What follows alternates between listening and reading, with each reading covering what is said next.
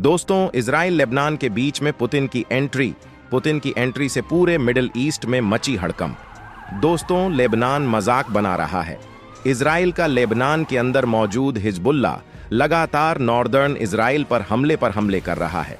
पहले यह हमले हो रहे थे IDF इजरायली डिफेंस फोर्स के हेडक्वार्टर्स पर, जो कि नॉर्दर्न इजरायली बॉर्डर पर तैनात थे, उनके चेकपोस्ट पर हमले हो रहे थे।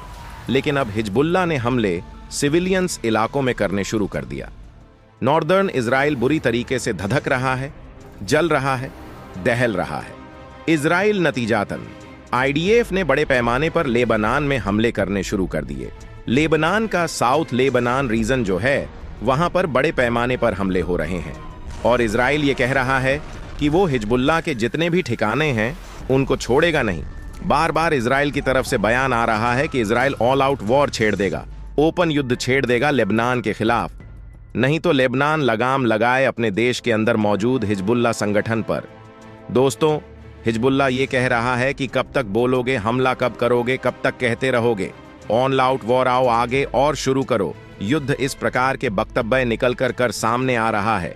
इजराइल के भी हाथ बंधे हुए हैं, इजराइल की सेना भी थकी मांदी है, उसके पास भी मुनिशंस की कमी है। जो बाइडन के हाथ बंधे हुए हैं, जो बाइडन के ऊपर, अमेरिका के ऊपर में इल्जाम लग रही, ये आरोप लग रहा है कि वो इजराइल को हथियार दे रहे हैं, पैसे दे रहा है ताकि गाजा में तबाही मचा सके। इसको लेकर अमेरिका से भी सप्लाई कम हो रही है।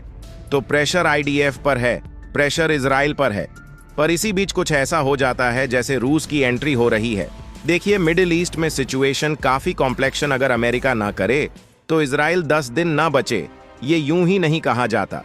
इजराइल दरअसल सिर्फ फिलिस्तीन और लेबनान से नहीं घिरा, उसे सामना करना पड़ता है, इराक का उसे सामना करना पड़ता है, सीरिया का इराक पर, यूं तो कह लीजिए इराक के अंदर अभी भी US बेस मौजूद है, अमेरिका का दखल मौजूद है। जब से इराक के अंदर सद्दाम हुसैन की सल्तनत को खत्म किया है, अमेरिका ने तो अपने ही बंदे को वहां बैठाया है। तो अमेरिका इराक में प्रेजेंट है, फिर भी इराक के अंदर एक्सेस ऑफ रेजिस्टेंस की जड़ें मजबूत करने में कामयाब हो गया है। ईरान और वहां पर इराक से लगातार इजराइल पर हमले हो रहे हैं। कुछ ऐसे गुट मौजूद हैं जो ईरान समर्थित शिया ग्रुप्स हैं और लगातार हमले इजराइल पर कर रहे हैं। सिमिलर केस सीरिया का है। सीरिया से भी ऐसा होता है। सीरिया के बॉर्डर वाले इलाके जो इजराइल के साथ जुड़ते हैं, उन इलाकों में खासकर कुछ ऐसे ईरानी मिलिट्री द्वारा दिए गए एयर डिफेंस सिस्टम है। कुछ ऐसे लॉन्चर्स मौजूद है जहां से सीरिया के अंदर भी मौजूद है उसी प्रकार के एक्सेस ऑफ रेजिस्टेंस वाले, जो कि ईरान समर्थित है, वो हमला करते हैं जो गोलान हाइट रीजन है उसके ऊपर में। अब गोलान हाइट भी जो है वो सीरिया अपना कहता है, वहां पर डिस्प्यूट है सीरिया और इजराइल के बीच में। तो गोलान हाइट पर लगातार हमले सीरिया की तरफ से भी किए जाते हैं।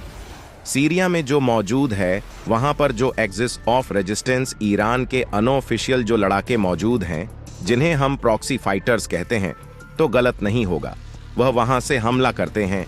नतीजातन इजराइल को भी सीरिया पर हमला करना पड़ता और सीरिया पर उसने हमला किया जो टार्स प्रांत है सीरिया का। वहां पर बनियास नाम का एक पोर्ट सिटी है, जहां से बंदरगाह समझ लीजिए है, वहां पर पोर्ट सिटी है बनियास इलाका। वहां पर सीरिया के अंदर, वहां पर बड़े पैमाने पर हमले किए गए इजराइल के द्वारा, और वहां पर कई जो ईरान ने दिया था एयर डिफेंस सिस्टम सीरिया को, उसे जो है उड़ा दिया गया। अब यह खबर फैल गई। अब आपको बता दें, सीरिया से जो रशिया है उसकी नजदीकियां बहुत ज्यादा है, या यूं कह लीजिए सीरिया में अभी जो सरकार चला रहा है उसकी जो है दोस्ती पुतिन के साथ बहुत गाढ़ी है और सीरिया रशियन प्रेजेंस को दर्शाता है। इवन रशिया की आर्मी फोर्सेस सीरिया में तैनात है कई जगहों पर। तो दोस्तों, पुतिन को जब यह खबर पता चली कि इजराइल जो है हमले कर रहा है सीरिया पर, तो पुतिन ने सीधे वार्निंग जारी करवा दी। क्रेमलिन से सीधे संदेश गया, फोन गया इजराइल पे, और इजराइल को यह कहा गया तेल अवीव से कि इजराइल राजधानी तेल अवीव से कहा गया कि इजरायली फोर्सेस को कंप्लीट रिफ्रेम करना चाहिए सीरिया पर हमला करने से, यानी कि सीरिया पर हमला करने की गलती बिल्कुल ना करना, यानी कि यह गलती जो है बहुत ही खतरनाक पड़ जाएगी। इसके नतीजे, इसके परिणाम बहुत खतरनाक, डेंजरस हो सकते हैं। ये क्रेमलिन से जो सरकार चलती है पुतिन की जो गढ़ है, वहां से आई खबर सीधा इजराइल को भेजी गई। डायरेक्ट इजराइल तक के संदेश रशिया ने पहुंचा दिया कि अगर सीरिया को इसमें इवॉल्व किया और सीरिया पर एयर स्ट्राइक की गई तो रशिया वहां बड़ा कुछ कर सकता। अब इजराइल यूं तो कभी भी सीरिया ऐसा क्लेम करता है कि हमारे ऊपर हमला हो रहा है। इजराइल की तरफ से इजराइल एयर फोर्स ऐसा कर रही है वैसा कर रही है। जब भी कहा जाता है सीरिया की तरफ से तो इजराइल उस पर प्रतिक्रिया भी नहीं देता। लेकिन चूंकि पुतिन की तरफ से यह बयान आया, पुतिन की तरफ से यह चेतावनी आई, तब फिर वहां पर इजराइल ने खड़े होकर यह कहा कि वहां पर कई सारे ईरानी रॉकेट लॉन्चर्स मौजूद हैं, ईरान के एयर डिफेंस सिस्टम मौजूद हैं, वहां से लगातार हमारे गोला हाइट रीजन में हमला हो रहा है, इसीलिए हमने सीरिया पर हमला किया। अब देखिए दोस्तों, सिचुएशन एकदम क्लियर है। लेबनान और इजराइल ऑल आउट वॉर के बॉर्डर पर खड़े हैं, ऐसा इजराइल सोचता है, और हिजबुल्लाह का यह मानना है कि इजराइल में दम नहीं बचा कि वो ओपन वॉर सीधा घोषित कर दे लेबनान के खिलाफ। और इसी बीच रशिया का सीरिया को बचाने के लिए उतर जाना। अगर कहीं ऐसा हुआ कि इजराइल में नेतन्याहू ने यह फैसला ले लिया, हालांकि नेतन्याहू की कुर्सी पर भी काफी सारे सवाल या निशान टिके हुए हैं। खुद उनका डिफेंस मिनिस्टर जो है नेतन्याहू के नेतृत्व को बिल्कुल मानने से इनकार कर देता है। कभी कभार आईडीएफ के जो हेड है उनका भी यही हाल है। तो अगर नेतन्याहू ने मन बना लिया सारे जितने भी उनके सरकार में लोग हैं उनका डिफेंस मिनिस्टर आईडीएफ किसी का नहीं सुना और सीधे हमला बोलने के लिए आदेश जारी कर दिए, तो हमला तो करना पड़ेगा। और ऐसी स्थिति में अगर युद्ध होता है तो लेबनान के साथ, तो ये मान के चलिए कहीं ना कहीं सीरिया इसमें इवॉल्व होगा, कहीं ना कहीं इराक इसमें इवॉल्व होगा। और अगर इजराइल को सरवाइव करना है तो उसे नुकसान से बचना होगा, इराक के वार से बचना होगा और सीरिया के वार से बचना होगा। अगर इराक को निशाना बनाया इजराइल ने तो ईरान एक्टिव हो जाएगा कि मेरे जो एक्सेस ऑन ऑफ रेजिस्टेंस के लोग वहां मौजूद हैं, शिया समर्थित, ईरान समर्थित, उन पर तुमने हमला किया तो हम तुझे नहीं छोड़ेंगे, वो ऑन ऑपरेशन ट्रू प्रॉमिस कर सकता है। मतलब ईरान से सीधा हमला इजराइल पर, और अगर सीरिया पर हमला किया इजराइल ने लेबनान युद्ध के दौरान, तो आप मान के चलिए यहां पर पुतिन अपनी सेना भेज सकते हैं। और पुतिन बहुत अच्छी तरीके से जानते हैं कि रशिया यूक्रेन वॉर अलग चल रही है। यूक्रेन के पीछे पूरा यूरोप खड़ा है, अमेरिका खड़ा है, इजराइल के पीछे भी अमेरिका खड़ा है, लेकिन यूरोप इजराइल के पीछे नहीं खड़ा है, क्योंकि नेतन्याहू ने जो किया है फिलिस्तीन के अंदर, गाजा के अंदर, वो पूरी दुनिया के सामने है। ऐसी स्थिति में अमेरिका की पतली डोर जो है वो बचा नहीं पाएगी इजराइल को अगर पुतिन वहां उतर गए तो। और ये बात पुतिन बखूबी जानते हैं और उन्हें मालूम है कि सबसे छोटा प्यादा कहां बैठा है, सबसे छोटी गोटी कहां है। और ऐसा है तो पुतिन बड़ी कार्यवाही कर सकते हैं इजराइल के खिलाफ। हालांकि हम तो चाहेंगे, प्रार्थना करेंगे कि ऐसा कुछ ना हो। अन्यथा अगर ऐसा होता है, अगर कहीं पहली सीढ़ी चढ़ गए ये दोनों देश, लेबनान और इजराइल, आपस में ऑल आउट वॉर इन्होंने शुरू कर दिया, तो उसके बाद इस युद्ध में और देश आपको खड़े नजर आएंगे और सिचुएशन बहुत ज्यादा खतरनाक हो सकती है। हिजबुल्लाह ने अपने ऊपर हुए हमले जो कि इजराइल ने करे हैं, आईडीएफ ने कई हमले किए।